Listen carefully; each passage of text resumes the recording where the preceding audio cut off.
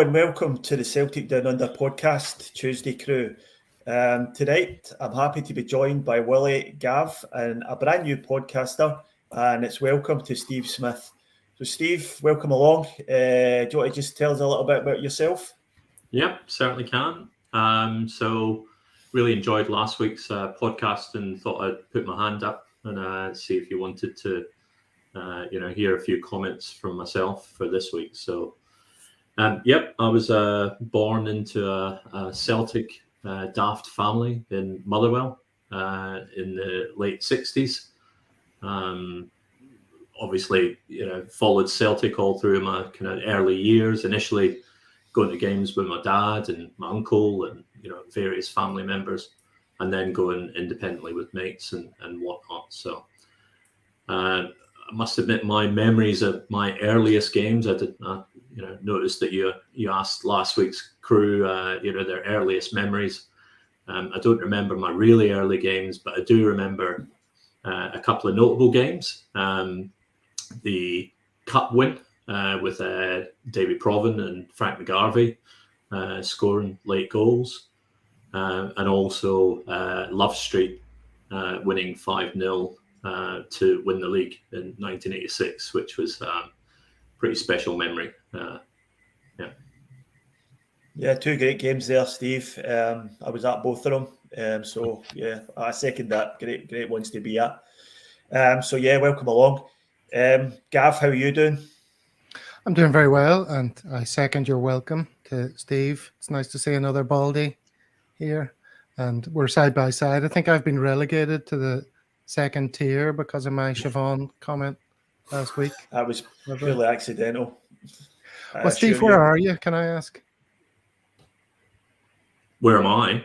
Yeah. Sydney, Northern Beaches. So we moved out here 2008. So, up in Avalon on the Northern Beaches. So, yeah. And Willie, how are you? Yeah, pretty good. We've got a bit of turn in the weather over here, so we've had some proper sunshine for the last 3 or 4 days, which has been a bit different than what we've had. So, enjoying that. Right? All right.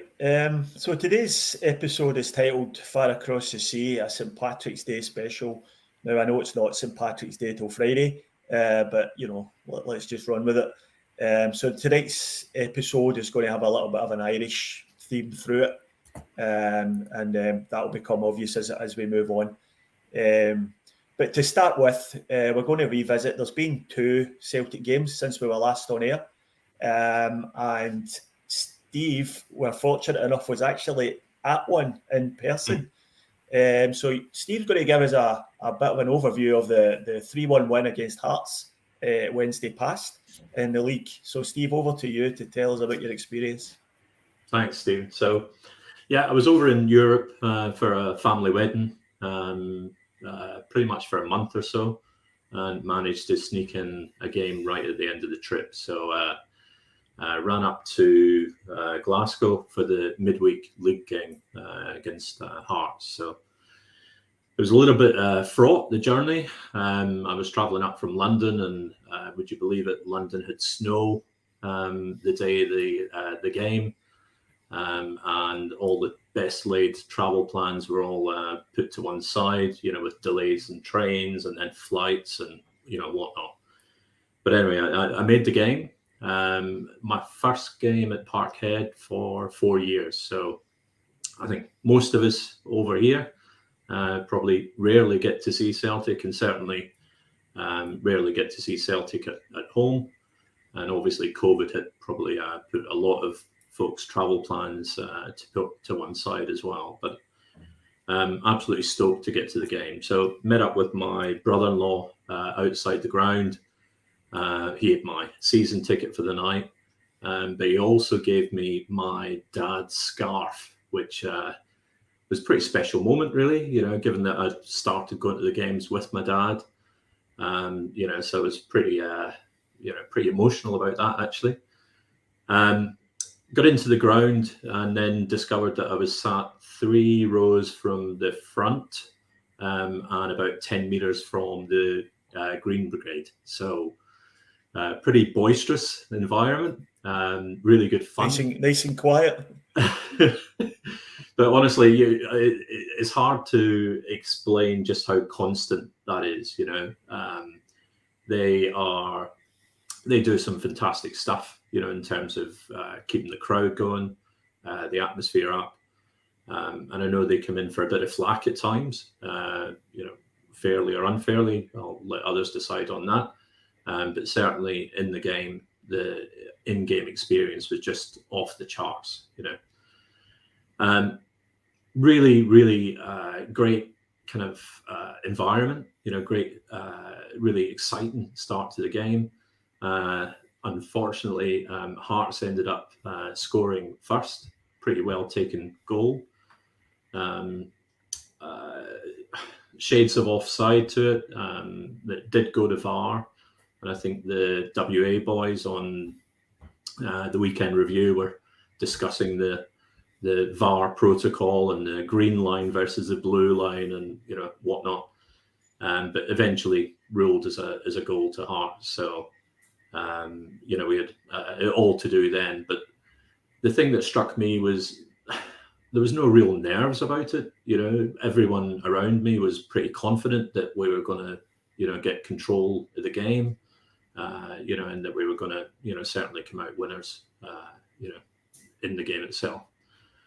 The thing that really impressed me though was just the movement off the ball. So Willie and I were just chatting beforehand, observations around being at the ground rather than watching on TV. You just see so much more movement. The pressing that we do, which you kind of see obviously where the ball is, and the Celtic player that's pressing on the ball. But being at the ground and seeing the coordination, the movement of 3 or 4 other players, pressing where they think the ball's going to be put to, it's just phenomenal. Really, really impressive. So we got on top, and we pushed forward, and we got the equaliser from memory, kind of towards the back end of the first half, I think it was, or no, middle of the first half, about 25th minute.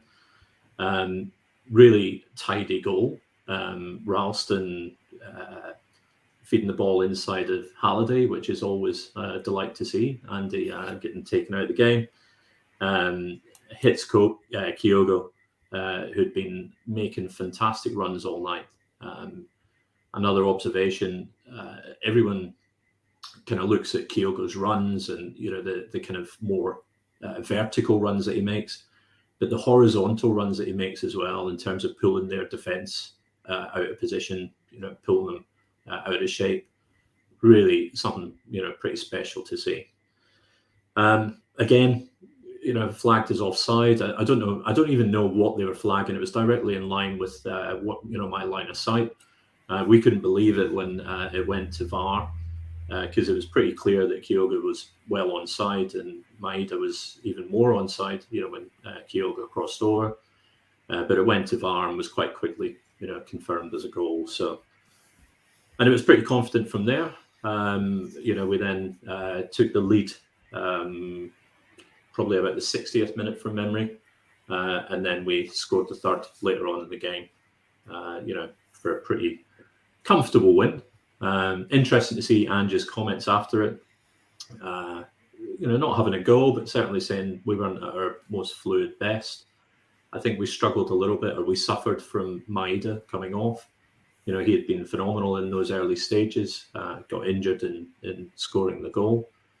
And certainly I think Abada, who started on the right, I don't think he was quite as effective, as we've seen, with our normal starting wingers. Other observations, I think the stuff around the fullbacks has been pretty well discussed and well documented. Ralston and Bernabe, I don't think either one of them really lit the game up. And certainly in the early stages, they both improved as the game went on. But certainly, it was comfortable or better to see Johnston and Greg Taylor returning at the weekend, and you could really see the difference. And we'll talk about the weekend's game in a moment. But to me, Alistair Johnston had probably one of the best games of the season. at the weekend there. So all up, fantastic experience. First time in 4 years. Loved every minute of it. And I know it's not easy for us down here to get to those games, but I'd really encourage anyone that does get the chance, get over and experience it firsthand, because it's certainly pretty full-on experience. Well, thanks for that, Steve. Did you mention that you still had a season ticket? No, my brother. Your brother, yeah. Got 2 or 3 season tickets, and he goes on the Bells Hill bus. So I think they've normally got 2 or 3 spare on the bus. So I was getting someone's spare ticket for that. So yeah.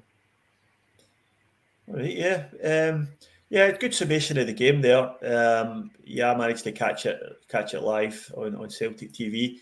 I agree with your summary. Both fullbacks struggled early, but come into it later on.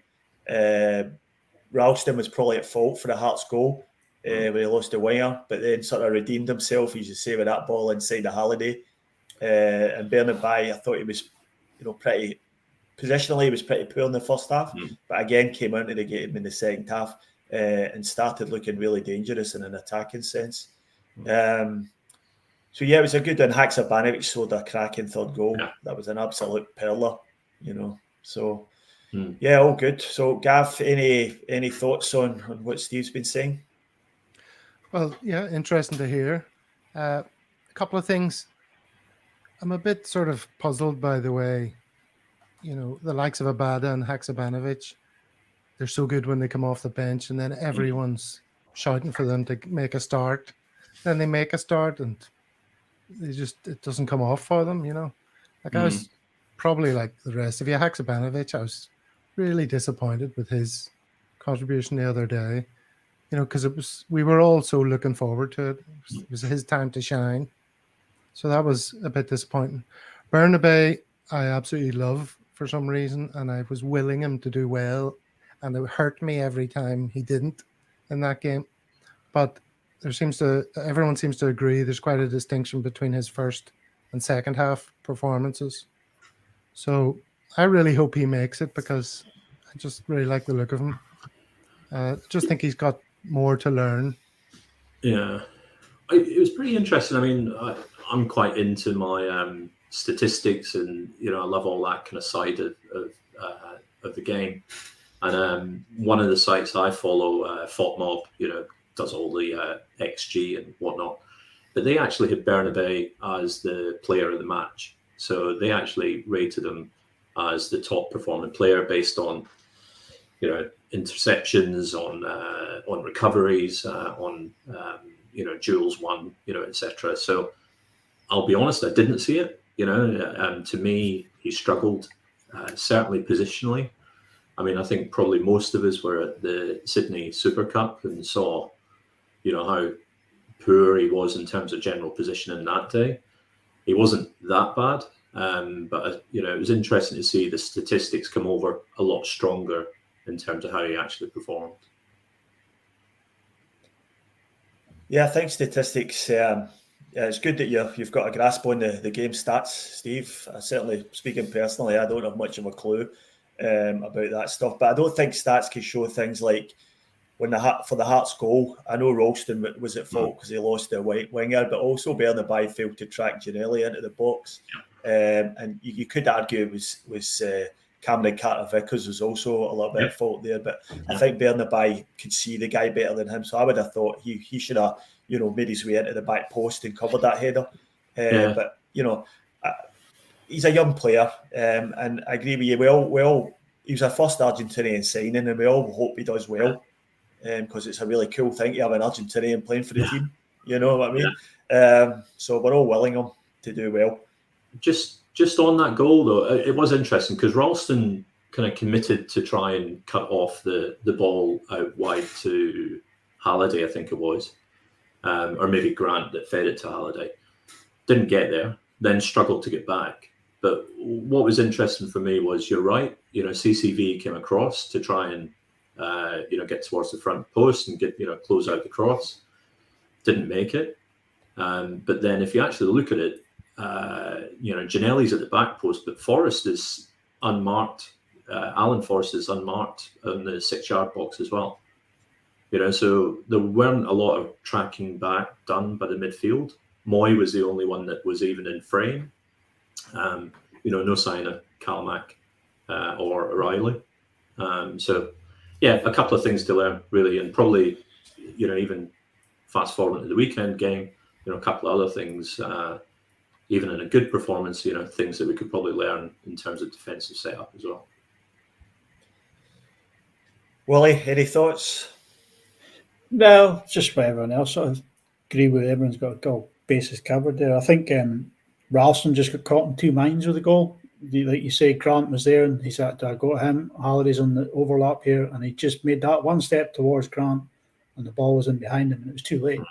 And by that time, Carlton Breakers was moving across, and the whole defence was out of position. And then I think they just caught us cold. It was an early goal for them, really.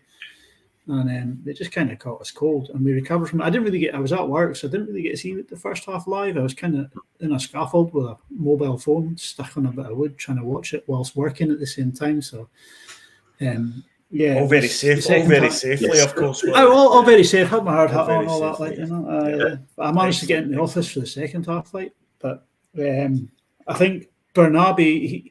He seems to be really. I said this before one week that he's really good going forward. I really like him. I like watching him go forward. But his defensive positioning from time to time, just you scratch your head going, "Well, where are you, mate? Well, that's your man. You're supposed to be covering him, and he's not there." But as you say, he grew into the game. In the second half, he was okay. Right? Yeah. He should have probably got. There was that incident that Robbie Nielsen was shouting and screaming about, the decapitation and that. Right? Yeah. But that was for me. Right in front of me, yeah. I was going to mention that, and there's only one thing to be said about that, and that Robbie Nielsen is an absolute tit of a man. He is. It really is. It's just unbelievably stupid thing to say. I mean, anybody who saw that challenge, who's ever even watched a game of football before, can tell you that's not a red card. At the very most, it's a yellow. Right, but he understands, unless he's really stupid, that VAR can't give out yellow cards. They can only upgrade yellows to reds. So it was never going to be a red card. And he's just searching for excuses for his own inadequacy, really, because his team got pumped, really. He was sitting there trying to send his pet weasel Halliday on to speak to the referee to get him to go to the monitor and all that. It's just whatever. It was literally 5 yards in front of me, and I'll be honest, I didn't even think there was any contact.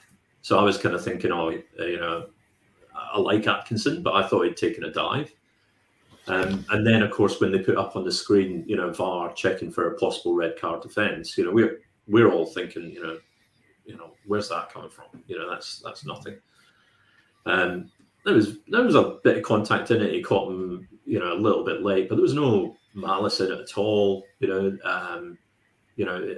To even consider that as being, a red card, and all this nonsense about decapitation and whatnot. The man's just an idiot. So he's a clown. He's an absolute clown. Yeah.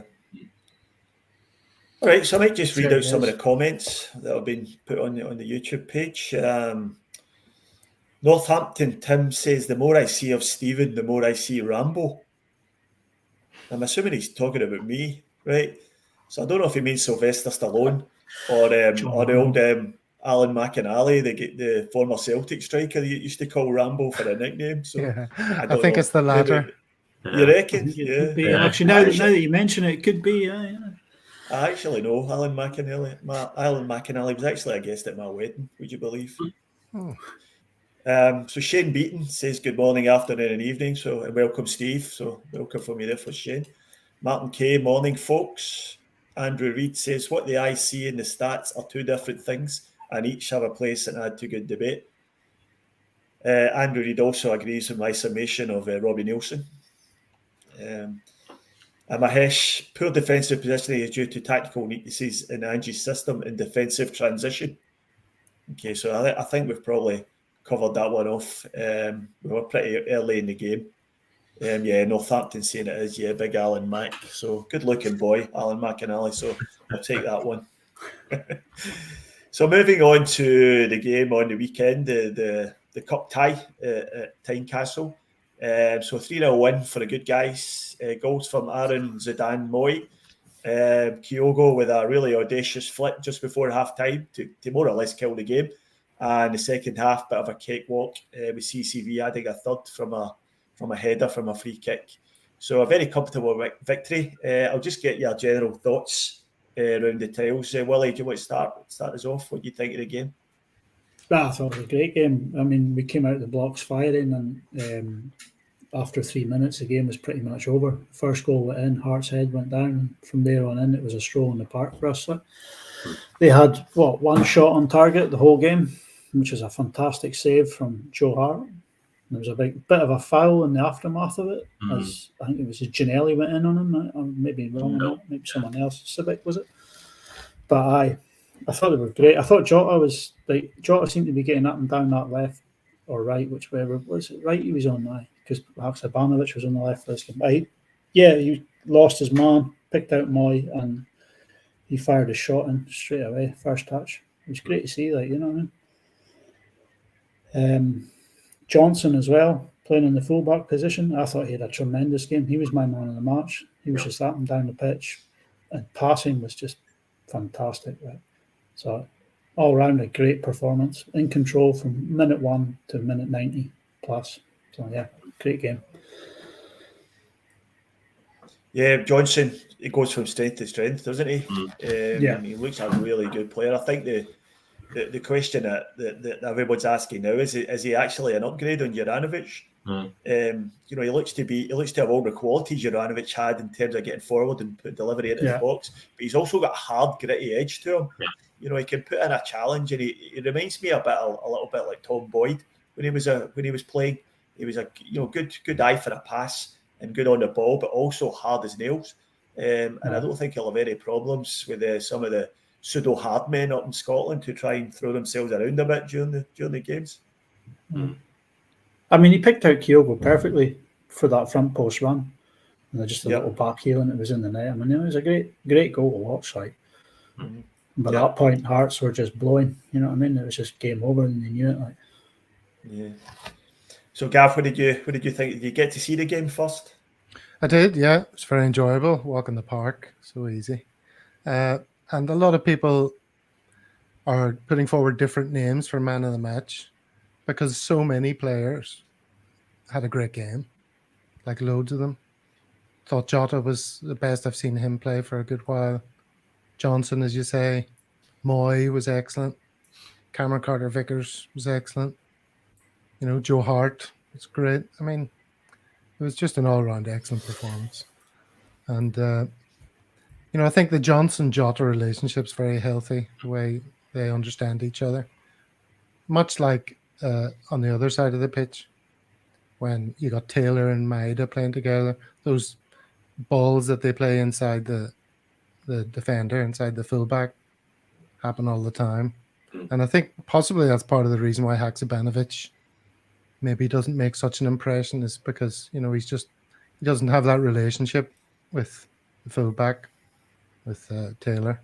But yeah, really easy. And Hearts, I think it was kind of spiteful. There was a lot of nastiness from the terraces, and they did their best to make it, a really sour, negative atmosphere.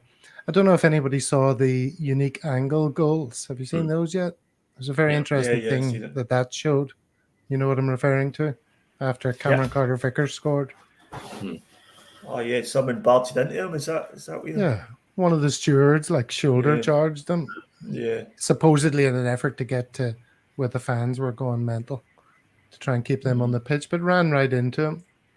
And that was, there was no need for that. There was the talk of what was being thrown onto the pitch as well from the Hearts fans. Was that ever proven to be a dart or anything? I don't know if it was a dart or not, but he certainly, they see it in the TV, he ran straight over to the referee from his goal mouth, straight up to near the halfway line, and just handed the object to the referee. And certainly something that didn't please him was thrown at him. So it's not like it's a coin or that. I mean, I used to play goal, so you got goalie gloves on, you're not picking up a pound coin with them on. I mean, that's something different. So Tynecastle's always. Tynecastle's always been just a horrible shithole. The fans are just nasty pieces of work. It's just not a pleasant place to go, and never has been. For the moment you get off the bus or the train, there's always trouble. There's always issues walking to the ground. I've actually, many years ago during the 90s, I couldn't get a ticket for the Celtic end, so I sat in the Hearts end in the main stand at Tynecastle, and the sectarian abuse that was being dished out from there was, just as bad as anything I've ever heard from any Rangers fans. So none of that surprises me. They're a horrible mob. Well, I mean, let's be honest, wasn't that long ago that one of them was on the pitch assaulting our manager, which kind of gets forgotten about, So yeah. So it's always great to give them a doing, and it certainly was a doing. What did you think of the game, Steve? I loved it. I mean, to me, I think we were a bit fired up by what Robbie Nielsen had said. We came out so fast. Willie's bang on. By the time we scored the goal, what was it, 2 minutes? We'd already had 2 shots. We had a Hatate shot that Clark did well to parry away, and then from the corner, I think Kalmack had a shot as well. So we came out absolutely firing. They looked weak. I mean, I know they had a few players missing, but they looked really weak up front. I don't like that Ginelli. I mean, the game, I know I'm going backwards, but the game previous to that, the midweek game, when his goal was ruled onside, he went out his way to go and celebrate in front of the Celtic fans, rather than just, take it gracefully or whatever. So I don't particularly like him. I don't think he's actually, that good a player. But obviously they've got Shankland and Snodgrass missing, from the game at the weekend there. But yeah, I just love beating them. To me, it's only second to beating their, the big brethren, the proper Huns. So yeah. Were there a couple of incidents where Celtic players were giving their fans a bit of stick? I mean, Aaron Moy, after he scored, he gave it a bit of that, didn't he? Yeah, he did. And then turned around and gave them a little gesture of some sort. I know we were talking about Joe Hart picking something up, but I mean, stuff was thrown at Aaron Moy pretty early in the game as well. Not a lot made of that, and it just annoys me. I mean, I don't know whether I missed it or not, but I don't think we ever got to the bottom of the whole broken glass in Joe Hart's 6-yard box.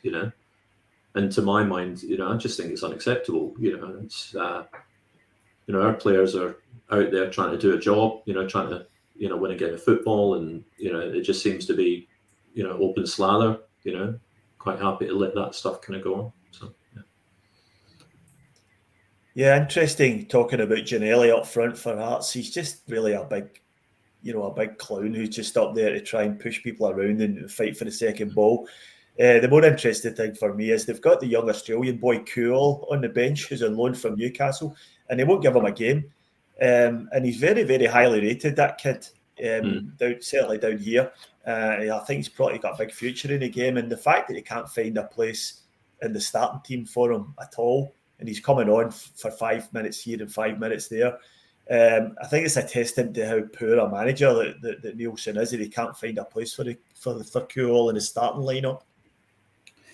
He'd rather have Thaggeray on the pitch than Skill, wouldn't he? What I mean? Somebody's going to boot you up and down rather than get past you, so. Yeah, that's exactly right. It was the wrong club to go to. It was a bad decision from whoever he's managed, whoever is advising him, and obviously the folks at Newcastle. He should probably have went to Europe somewhere, maybe to the Dutch league or something like that, where skillful football's a lot more appreciated than it maybe is in the SPL. Quite interesting though. I mean, Hearts have got 5 Socceroos, all that. They've got quite a few, and I think they're starting to look at the J League as well. So to my mind, and I know it's not Robbie Nielsen because I don't think he's got the intelligence to do that, but someone somewhere at that club, is starting to look in markets that arguably, would make more sense for Hearts rather than the usual, Championship, English Championship or English League One journeymen that are going to do nothing. So again, I'm not giving Robbie Nielsen any of that credit, but I'm sure there's someone somewhere, doing something right. The annoying thing about Hearts is, if you take away the fact that they're all horrible Huns, there is things to like about the club.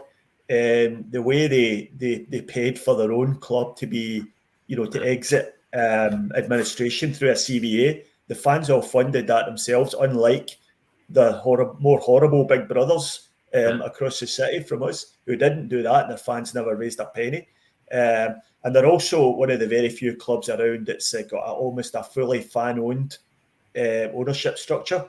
The fans pump hundreds of thousands of pounds a year into running it. So yeah, there's things to like about them if they weren't such horrible bigots. But yeah, I have a friend who's a Hearts fan, I have to confess, and his father reckons that they also have one of the most beautiful names of all football clubs, Heart of Midlothian. He also puts Crystal Palace in there as a beautiful name for a club, which, objectively, hard to argue with either. Yeah. To be honest, Tynecastle's a nice little stadium atmosphere. Sorry, Stevie, cutting in there. No, go on, Wally. Yeah, I was just going to say, one of the things you can say about Hearts is Tynecastle. It is a cracking atmosphere inside it. Although it's horrible at times, it is intimate. It's on top of you. It's a tight little stadium. It is quite nice. Like, you know what I mean? They actually produced that. They actually produced a kit a couple of years back with the names of all the people who'd paid money towards getting them exited from administration. And I remember at the time somebody had produced a mock-up Rangers kit, the same, with all the names of their fans who paid money, and it was just a blank white shirt. So yeah, I'll go maybe jump into the comments again. Ian McIntosh wants me to say, when I was at Bayern in Munich, Alan McInally, so hope you like that one. Northampton Tim also say, who takes darts to the football? It's a very good point. Why would you have darts in your pocket? Obviously to throw at the Celtic goalkeeper. Mahesh is telling us AJ is definitely an upgrade in JJ, probably quicker and a better crosser than Ralston. Ralston's big strength is in the air in the box, and the jury's still out on AJ's capability in the air. Yeah, that's fair enough, but I'm not sure the full-backs at Celtic and the system they play, that's really a main strength we'd be looking for. Mahesh also says, had Celtic made better decisions in attack in the first half, it could have been 4 or 5 up at half-time, which we very well could have. And Douglas Baird, welcome Douglas. He says he also experienced the Tynecastle main stand, and they're very nasty individuals in there. And yeah, I can second that. All right, anything else to add on the weekend games? Just on that Hart double save. I mean, I thought, Hart did really well. It must be hard, in terms of keeping your concentration going and, all that kind of stuff, when you're not that involved in the game that often. But just rewatching it today, I don't think CCV's as tight on Sibic as he could have been.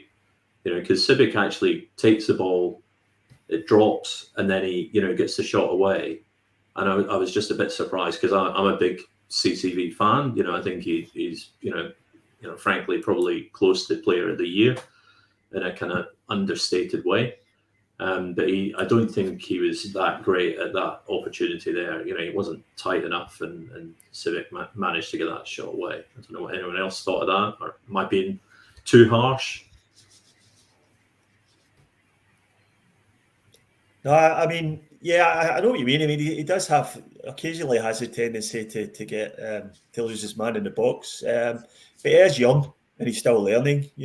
People seem to forget. Celtic's probably the longest run of games he's played in a row, and I reckon he's getting better and better as time goes on. In fact, the fact that he's had some experience playing down in England, I think we've all struggled to hold on to him. As maybe not this summer, but certainly the summer after. there'll be some interest from down south for sure. The only thing that might hold him back is his height. He's not that tall for a centre half. You see the centre halves down in England these days; they're all 6'4", 6'5", and I think he's round about 6 foot, maybe 6'1". Maybe somebody could correct me on that. And that might be the only thing that holds him back, but he's certainly a class above. And we discussed this, I think, a couple of weeks ago when we reckoned him and Starfelt were forming the best central defensive partnership we've certainly seen since the Martin O'Neill days. Mm. And I do think you're being a bit harsh, to be honest, Steve. I mean, no one is flawless, yet he is very close to flawless.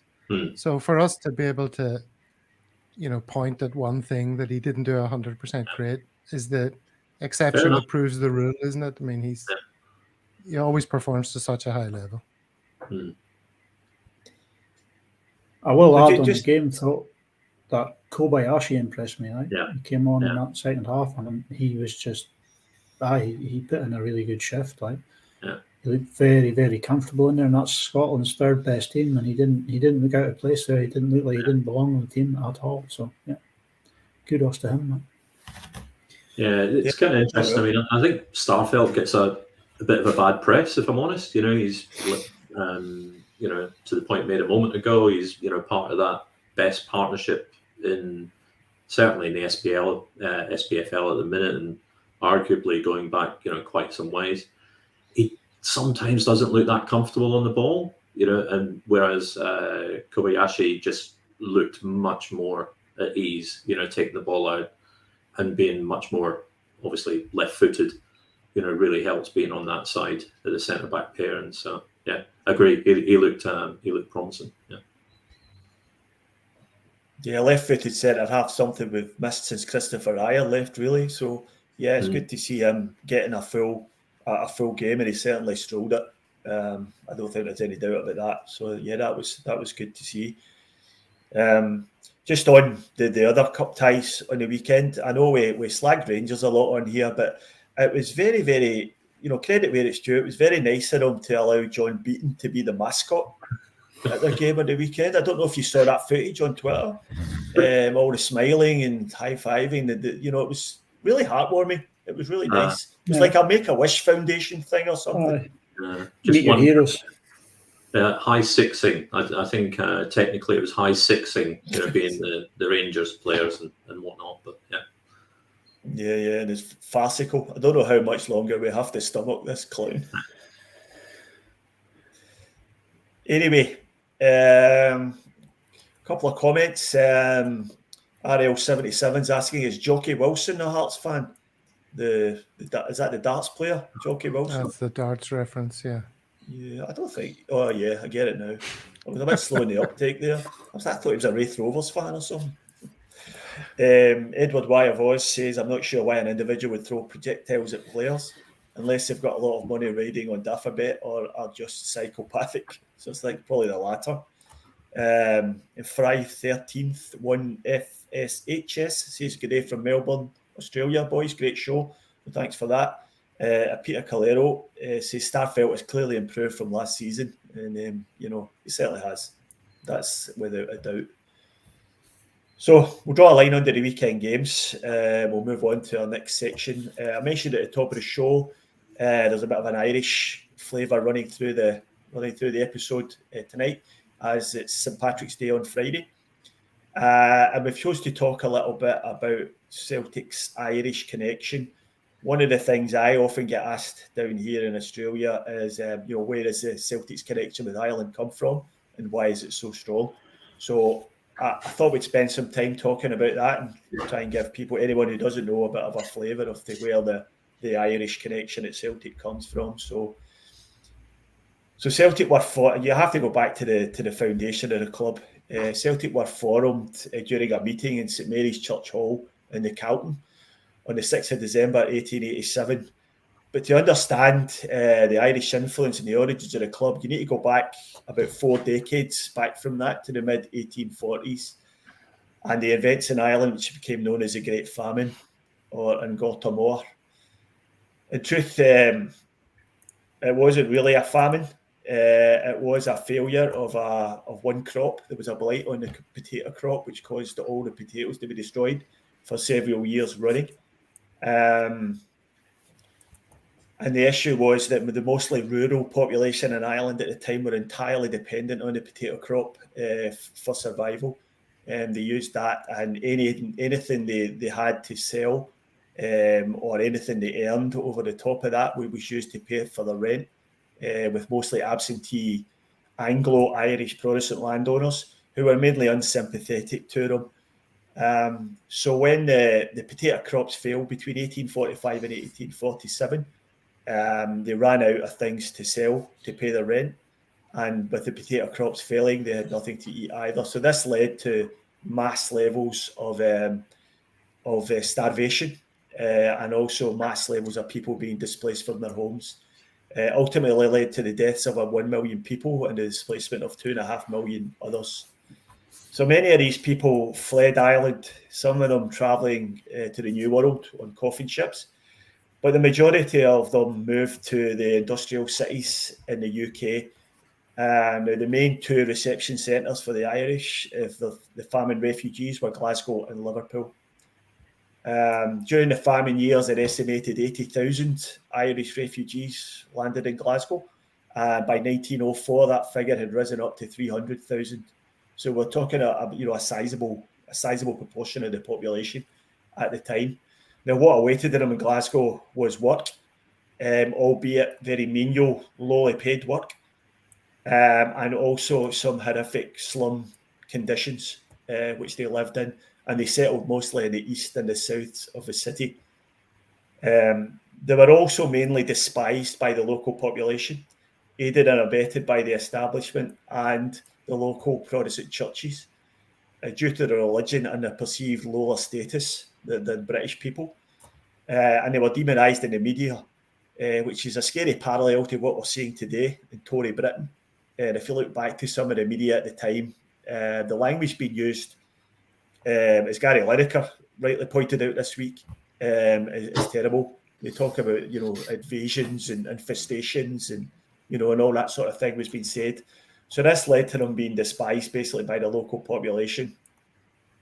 Now, the conditions they were living in were horrific.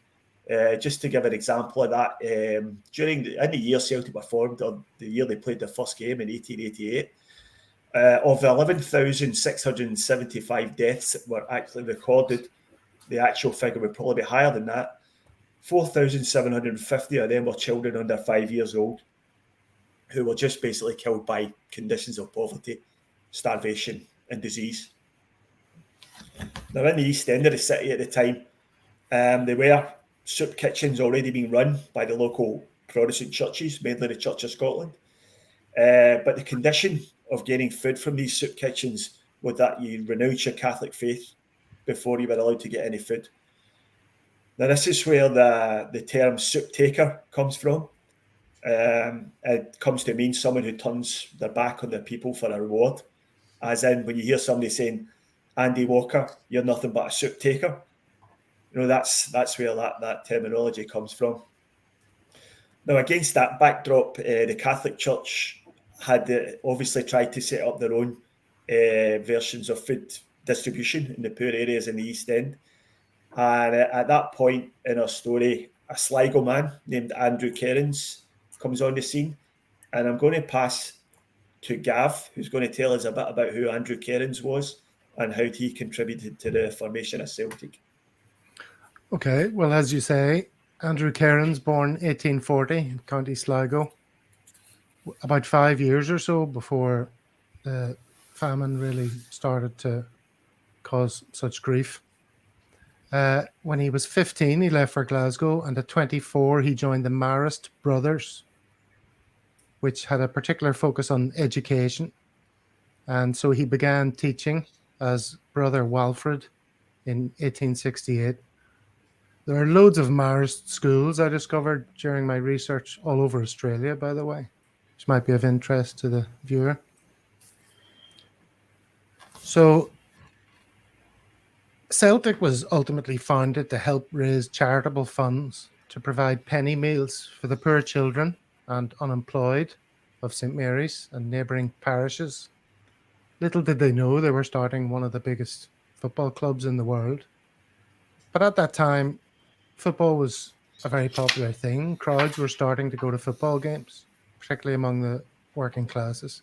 So there was money to be made, money that could feed people and help ease the suffering of the people. And they were inspired by Hibernian, who were established for similar reasons a few years earlier in Edinburgh.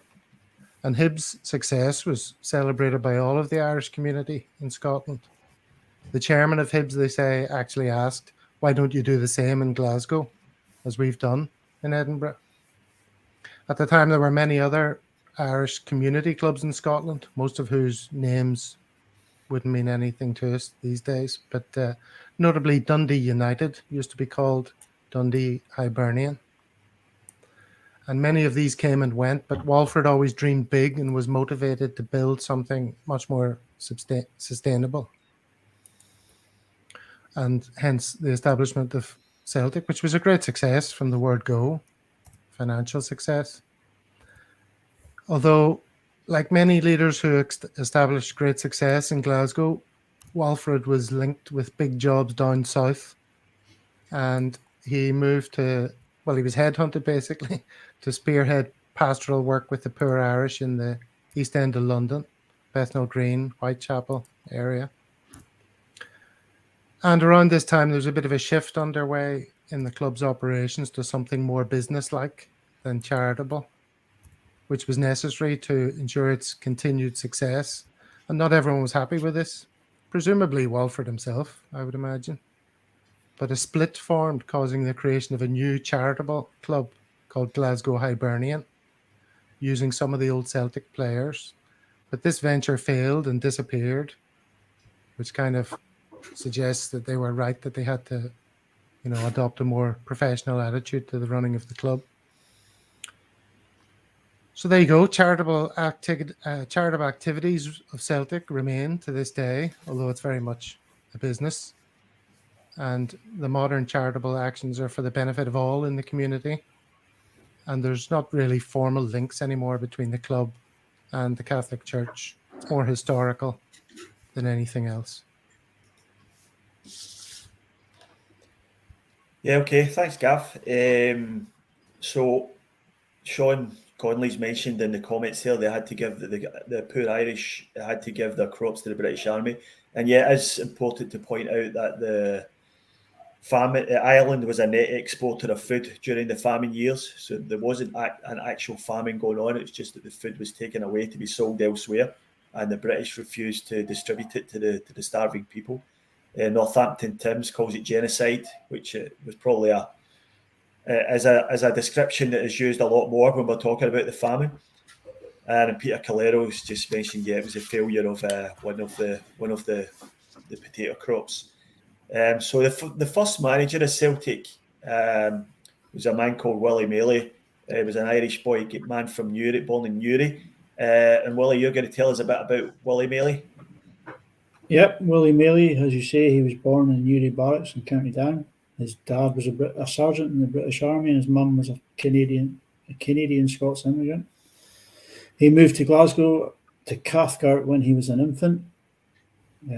He left school at the age of 13 to work in a printer's and then on to the telephone company and finally at a chartered accountant's. He was more involved with athletics as a youngster, but did go on to make appearances for Cathcart Hazelbank Juniors, third Lanark, before becoming an inaugural member of Celtic's first ever team. But the surprising thing is that when Brother Walford turned up at his house to sign a Maley for the team, it wasn't him that was on the radar. It was his brother Tom, and he was convinced to sign as well. But during his time at Celtic, he played in the very first game, which was a 5-2 victory over the Old Co. And in the 9 years, he would make 70 appearances, scoring twice, winning 3 titles, 2 Scottish caps, 4 Glasgow caps, and a host of other honours. At the tender age of 29, he was appointed as Celtic's first ever manager. I think it was all a select committee kind of thing before that. I don't know. I never really read into that part of it. But he went on to win his first title in the In the 97-98 title, he had less hands-on approach than we see in today's game.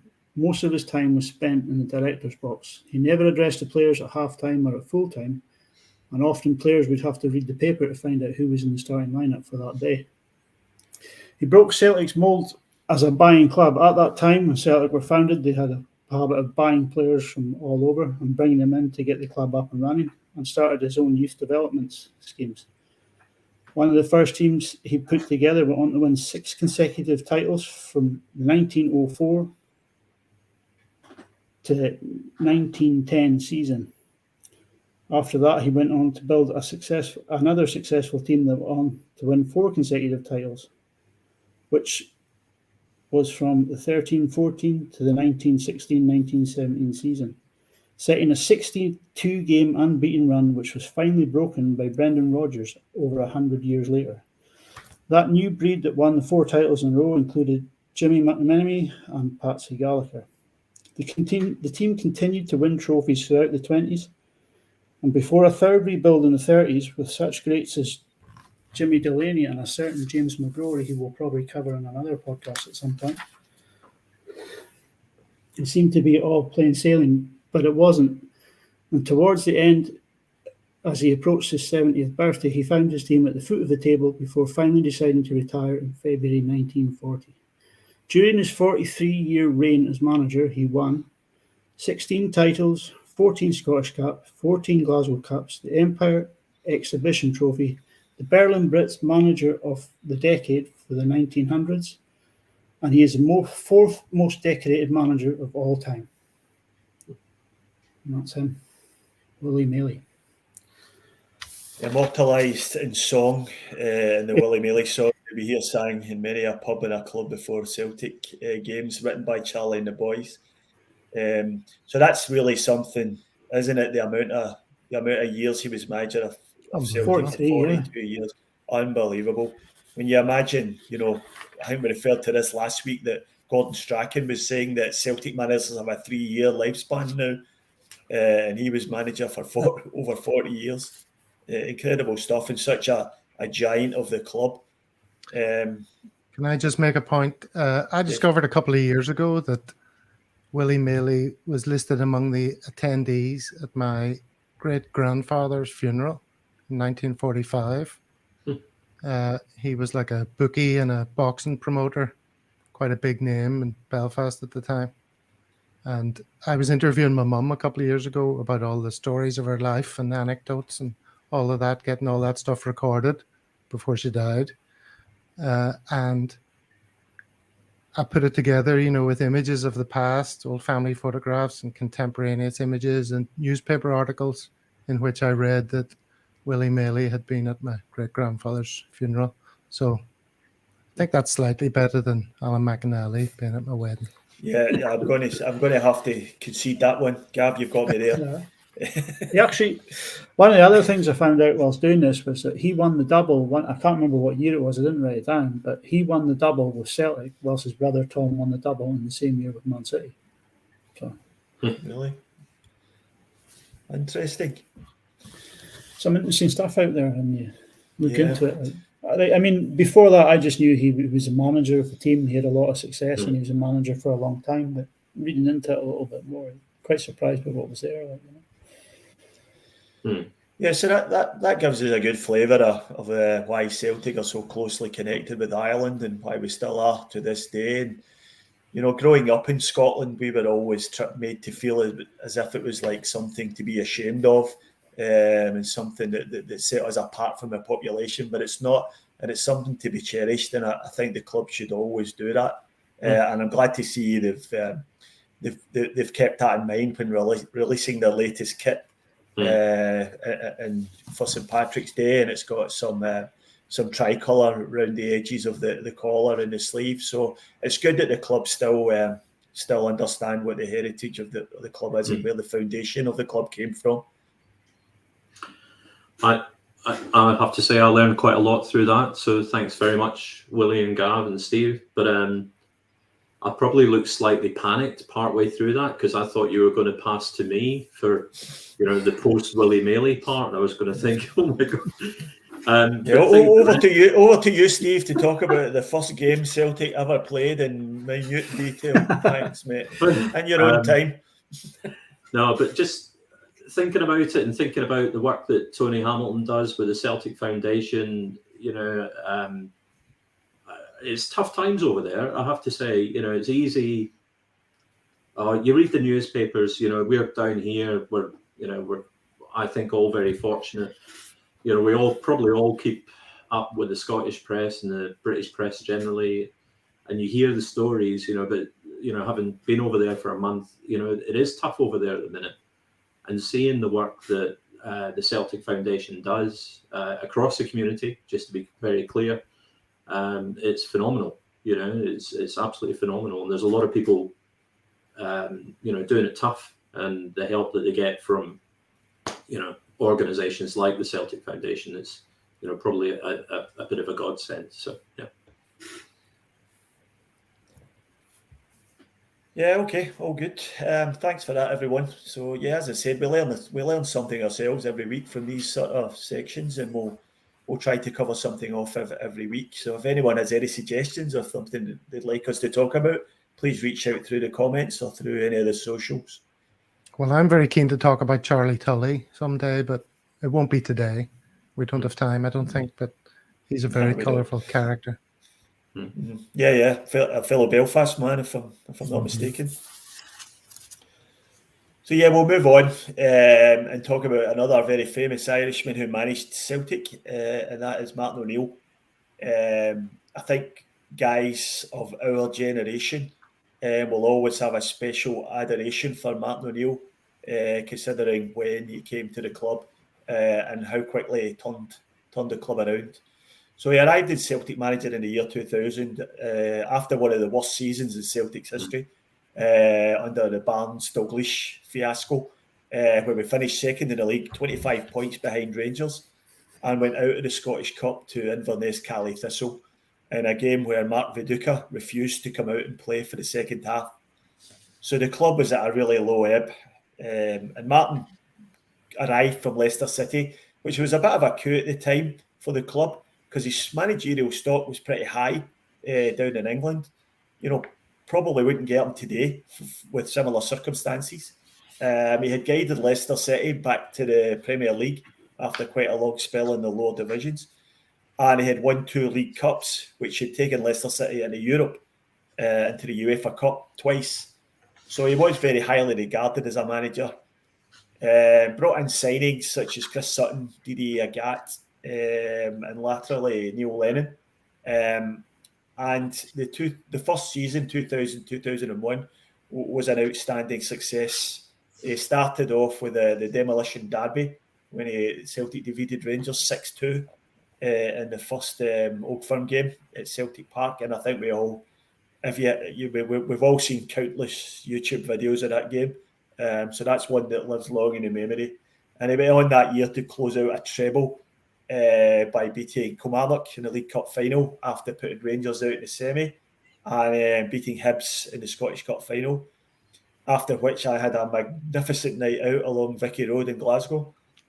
So shout out to my mate Brian McCourt. We had a great night that night, and what I can remember of it. But yeah, and that was the first domestic treble that Celtic had won since Jock Stein in 1969. We're dishing out trebles just now like confetti, but it's important to bear in mind that back at that time they were really, really rare, especially for Celtic. And Martin O'Neill's was only the third one we'd done in our history. So very, very big achievement. He led Celtic into the Champions League for the first time the following year, after putting Ajax out in the qualifier, and finished the group with 9 points, which was an excellent performance, but unfortunately went out at that stage. The following year, won the league again this season where we got knocked out of the Champions League. The following year, took Celtic to the UEFA Cup final in Seville after beating Stuttgart, Celta Vigo, Liverpool and Boavista on the way, losing in extra time in Seville to a very good Porto side managed by Jose Mourinho. who went on to win the Champions League the following year. So a very good team it took to beat Martin O'Neill's Celtic at that time. I was in Seville myself. It was a great trip, great atmosphere. Crushing disappointment at the game, but looking back on it, it was just two good teams slugging it out, and then Porto came out on top. So great achievement to get us there. So Martin went on to win 3 league titles, 3 Scottish Cups and 1 League Cup before leaving Celtic in 2005 to care for his wife Geraldine, who was pretty seriously ill. The 2 leagues he did lose out the 5 years he was manager. He lost them both on the last day of the season. So it wouldn't have took much for him to win 5 league titles out of 5. So he really sort of stamped the domination over Rangers for the first time in over a decade. And to be quite honest, that domination has never let up to the present day. They've had their little pockets of success. But what Martin achieved at Celtic ultimately drove them to pushing the accelerator pedal on their excessive spending, which eventually killed the old club and led to the formation of Newco, Sevco, whatever you want to call them. So after Celtic, he went on to manage Aston Villa, Sunderland, the Republic of Ireland national team, and Nottingham Forest, but never really hit the heights he did at Celtic, and gave up being a manager after that. So overall, my own personal recollections.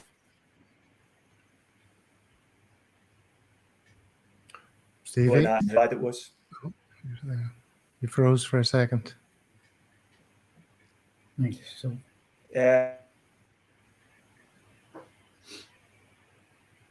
okay, well, it sounds like our leader is down. We should probably pick up the standard and run with it.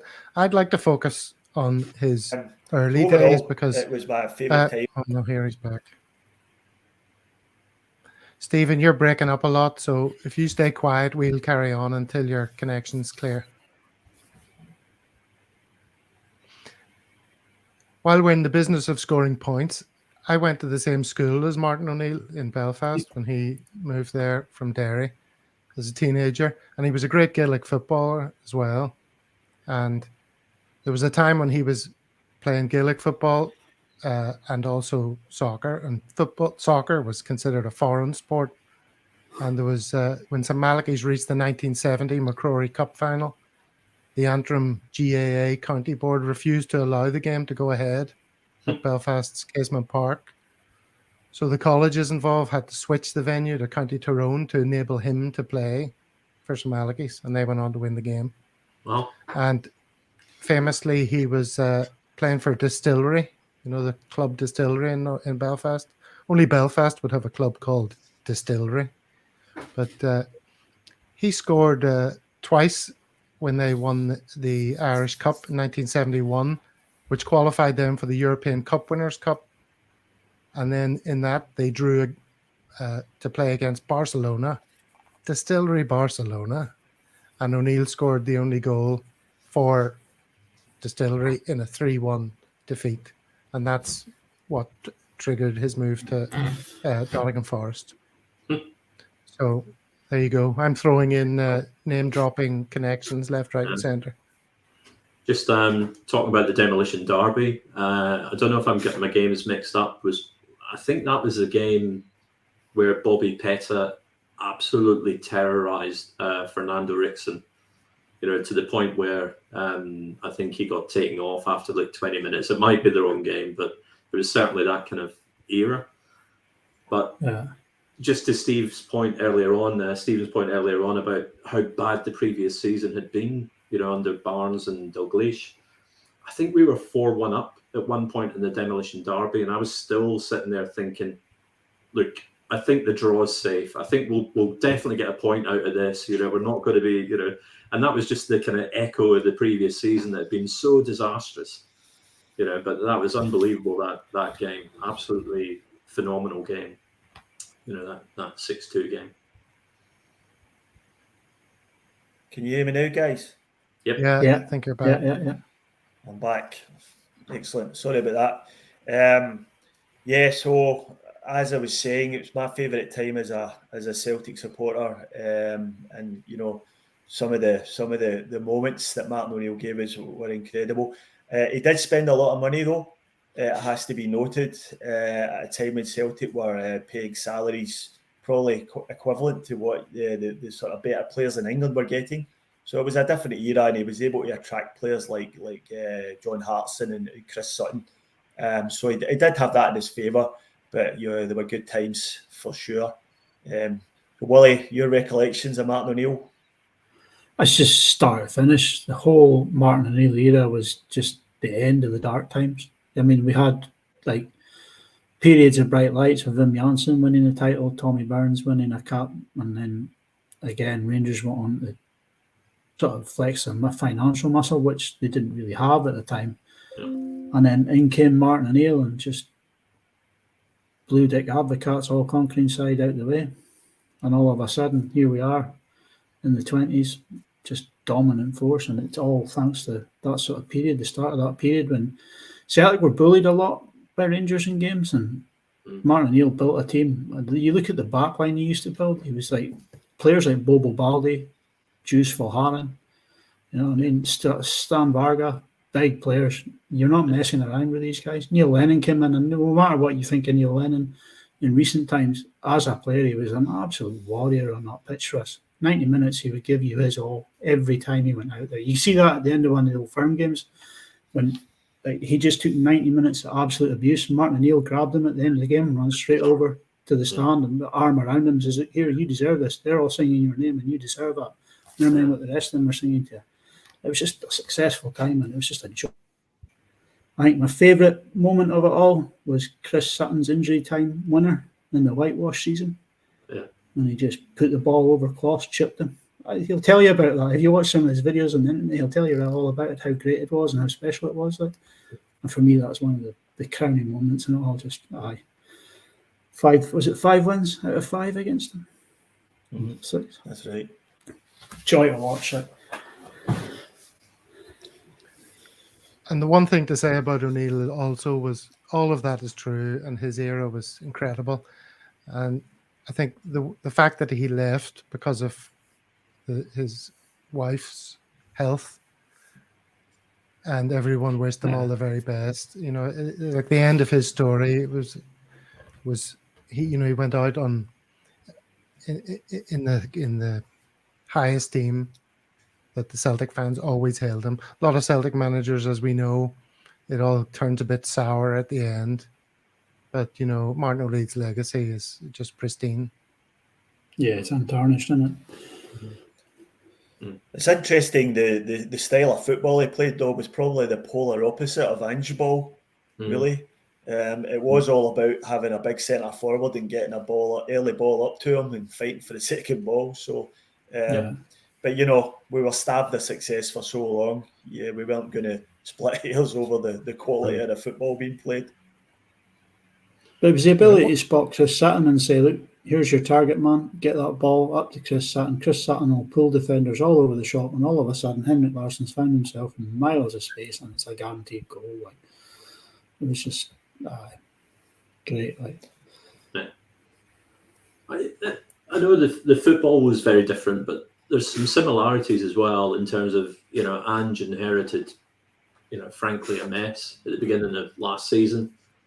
You know, and everyone's thinking it's a rebuild season, it's going to take some time and all the rest of it, you know, similar to O'Neill, but instant success, you know, and I think definitely a very different football philosophy, but quite a similar kind of man management driven style, you know, and if you look at the way Ange can get the most out of good players, you know, but some ordinary players as well, you know, get the most out of them. I think O'Neill, you know, can do something similar as well. And he knew O'Neill went out looking for players that had something to prove as well. You know, if you read his book, you know, he's always kind of saying, you know, you recruit the man, you know, and then the player will come type thing. So, you know, a few similarities, albeit, you know, as you say, Stephen, you know, very different football philosophy. Yeah, so yeah, thanks for your input to Martin O'Neill. We're pretty much out of time now, so I'll just say thanks to everyone who's who's jumped on and put a message in the comments. We didn't get a chance to read them all, but we very much appreciate you taking your time to add to the conversation. And thanks all you guys for joining in the podcast tonight, especially yourself, Steve. Hope to see you back here. I'll just go around and maybe grab some final thoughts. Willie, from yourself first. No final thoughts from me this week. Just keep going. Keep fighting the good fight. Gav, yourself? Well, the treble is very much on, and my thoughts are already starting to turn to Europe next year. But as for tonight, I think I need to throw it back to you, Stephen, so you can explain your top. Oh yeah, that was going to be my final thoughts. So you'll see. Right. I'll drop my camera. So I've got my Cork GAA top on.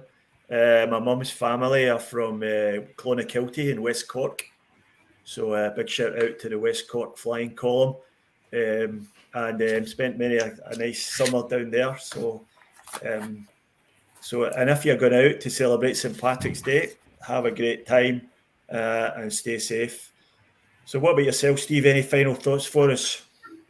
I think we're just getting towards that point of the season, where we can start to see the end line and in the finish line in sight. We've got Hibs up next at the weekend, 2 a.m. for Sydney and Melbourne and Bris supporters. And then I think we've got the international break and then another, 4 games before the split. So it's starting to feel like we're getting towards single figures. And, frankly, the football we're playing is fantastic. I think we'll probably end up stretching the lead over the Rangers. And, and then to Gav's point, we've got a semi-final against the Rangers end of April. And, I know Ange is very much a take one game at a time type fella, but, the mind will start to turn to that, and it could be a really special season. I think it already is lining up to that, but it could be even more so. So, yeah. Yeah, I think it's worth pointing out that the 2 games against Rangers coming up in April are could possibly both on Saturday evenings. So for the East Coast Celtic boys, that's 9:30 on a Saturday night, which is just perfect. So I can see a little trip down to Scruffy Murphy's in the city and some damage being done on those evenings. So maybe I'll see some of the listeners down there for that. All right, guys. So thanks again, and I'll catch you all next week. And hail, hail. All right. Hail, hail. Cheers, Hail, hail.